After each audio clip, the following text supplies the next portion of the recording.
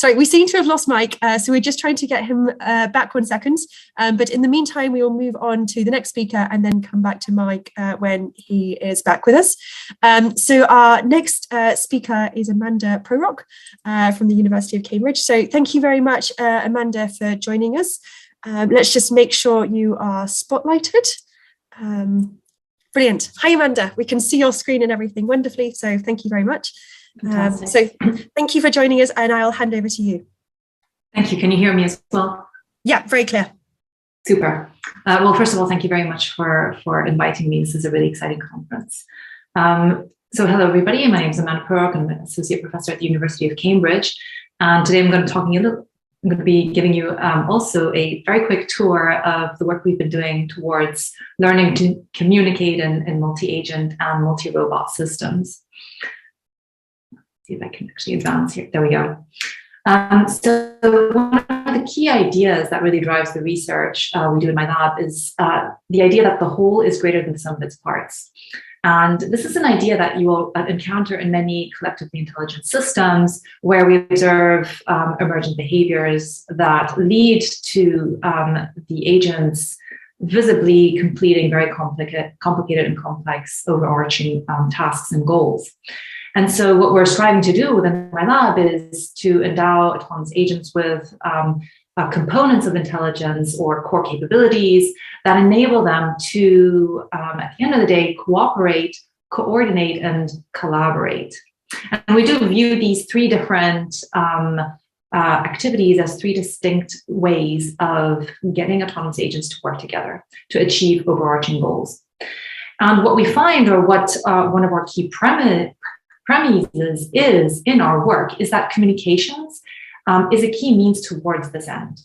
And so a lot of our effort and work goes towards devising the communication strategies that would enable our robots to do these cooperative, coordinative, and collaborative behaviors. And where does this all feed into? Well, we really believe that the next wave of computing is about agents that communicate, and you'll see this idea cropping up in numerous and multiple different application domains today that are already deployed, not only in development, but actually really being executed within the commercial sector and private sector as well, to a great extent and also very successfully. Most well known to you will be the area of logistics and warehouse automation, but we're also seeing it become viable within transport and agriculture domains. And of course, there are a little bit more far-reaching visionary ideas where we're thinking of construction, space, and perhaps more low-hanging fruit environmental monitoring and surveillance applications. So these are all extremely successful examples, but the key point here is that whether it's through simple coordination or more sophisticated forms of collaboration, these systems do really perform better when there are several robots contributing towards the overarching goals. And so we're really interested in understanding how we can get the robots to work together.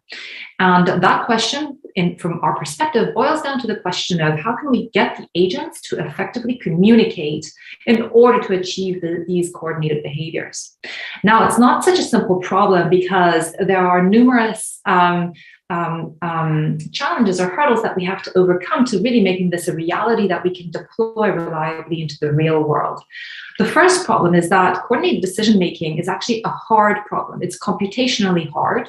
The second issue is that as soon as you want to decentralize these processes where the computation is essentially sitting within the individual nodes, we need to facilitate communication between the nodes. And then the question is, well, what are the individual agents going to be telling each other? What is the communication?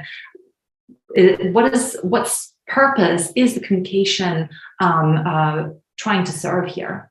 And finally, if we're relying on communication for these agents to be able to coordinate and work together, what happens when communication just doesn't hold up? What happens when it's noisy, when there are delays, when there are faults, or when messages actually never reach their designated recipients? And we need to think about all of these issues as we devise algorithms that deliver the communication strategies. So of course we can go and design first principles-based approaches towards this, but we have found through prior experience and also through a whole body of research that first principles approaches are difficult to come by because A, more often than not, they have to be designed on an application-based basis, and they have to be tuned with respect to every single individual application we're targeting. And finally, once you have a framework that, set up, it doesn't necessarily generalize well across different tasks. So we're looking towards data-driven approaches in the hope that we can generalize better across tasks, and that we are able to design frameworks that allow us to more efficiently design or distill communication strategies and communication coordination policies that we can then maybe apply to a wider set of problems where we want coordination, collaboration, and cooperation to happen. So I've summarized a bit of the research problem. I've distilled it to problems of hardness, decentralization, and robustness. And I've alluded towards the fact that we're using data-driven methods, so machine learning-based approaches, to get around a lot of these challenges. Now, our workhorse within the field of machine learning is an architecture that is known as graph neural networks, because the mathematical formulation of graph neural networks really elegantly allows us to devise formulations that are efficient for learning, but that simultaneously lend themselves very naturally to decentralized decision-making agents. So the graph neural network formulation is one that is intrinsically decentralizable. We train these networks through various machine learning paradigms. So reinforcement learning and imitation learning are the two common paradigms that we rely on. And our goal is usually to try to reach performance that would be comparable to that of a centralized near-optimal solver, if we have one, yet in our case scale more gracefully in the case where we're trying to, for example, scale to very, very large digit numbers, or in the case where unpredictable events occur and optimal centralized solvers are not necessary designed to deal with such cases. Emergent robustness would be one of the properties we would be looking for. So I'm going to walk you through a couple of problems that we've solved and try to give you a bit of an insight to the underlying solution and methodology. So the first problem that we tackled was this problem of multi-agent pathfinding, where the research question we set ourselves was, can we actually automatically synthesize the local communication and decision-making policies to solve computationally hard coordination problems? The reason we actually went for multi-agent pathfinding as one of the first problems we tackled was because we had centralized solvers that we knew were optimal and we could solve for in the case of relatively small multi-agent systems. And this allowed us to benchmark in a very reliable way how well our graph neural network-based approaches were actually working. And so we started off by designing an architecture that allowed us to train through imitation learning a decentralized policy that would then run locally on individual agents. And we compared the policies that we were able to train with the performance of the optimal centralized solvers that we used in the first place to train them. Now, the key difference here is that on the left-hand side, so you can see the movie playing out where we're actually comparing these two solutions. On the left-hand side, we have our expert solver, which is running based on entirely observable system with centralized knowledge. So it's an optimal solver that bases its planned actions on full state information of what's going on in the system. And on the right-hand side, we're showing our solution where the policies are essentially running on board the individual nodes of the system. And the agents themselves only have a limited field of view. So they can only see the agents that are within their immediate vicinity, and they actually only see the environment that is within their immediate vicinity as well. So they have a local field of view. The agents don't even know where they are within a global reference frame. They only have a direction within which they know their goal lies. So they know where they have to head roughly, but they don't exactly know where this goal lies within an XY frame, for example, and where they are within this XY frame. So extremely limited information.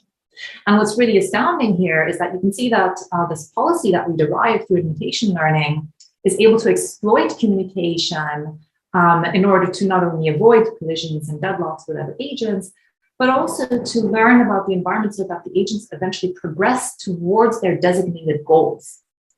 And so this is really phenomenal for us because we're showing that decentralized systems based on data-driven methods can achieve performance that is very, very close to optimal solvers that take a significant larger amount of time and computational resources to solve.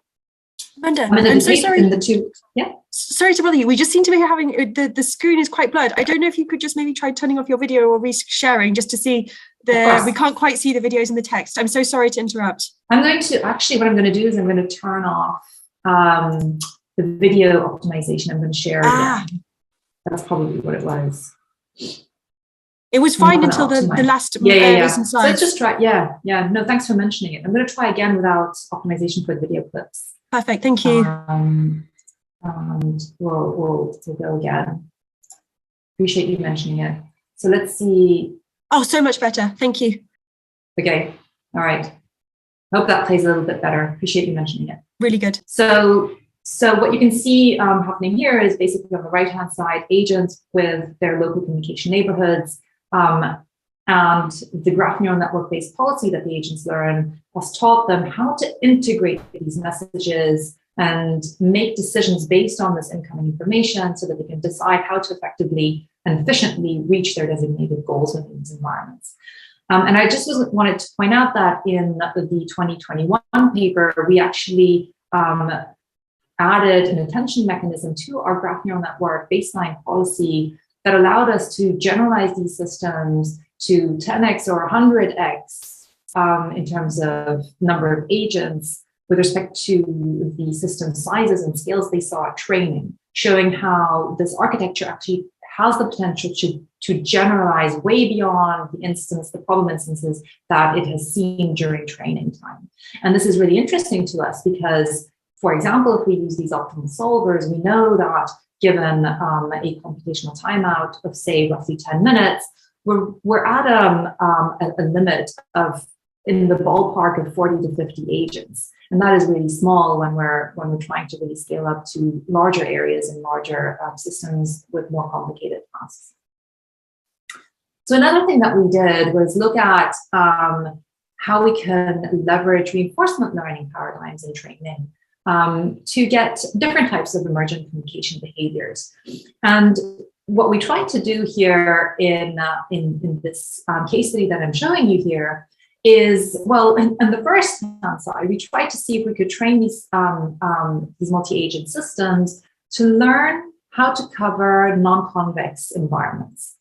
So what you see playing out here is, I hope the movie is playing, is on the left-hand side, a fully cooperative multi-agent system that has learned to distribute very effectively within this environment so that they, as quickly as possibly, cover the environment fully, whilst communicating with each other in order to achieve this coordination.